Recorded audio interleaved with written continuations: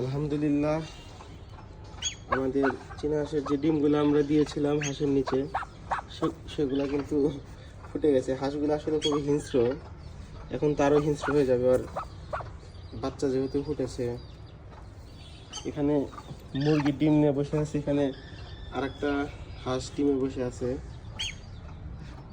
তো মাশাআল্লাহ অনেকগুলো বাচ্চাই ফুটেছে। এটাও হয়তো বা 3 থেকে 4 দিনের মধ্যে ফুটে যাবে।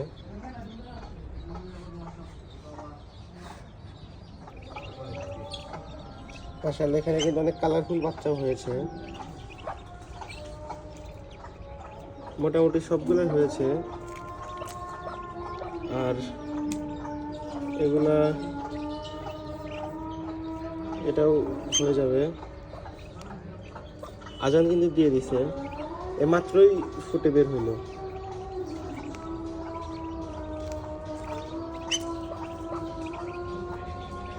এটা একদম সাদা হয়েছে মাশাআল্লাহ, মাথার কাছে শুধু একটু কালো।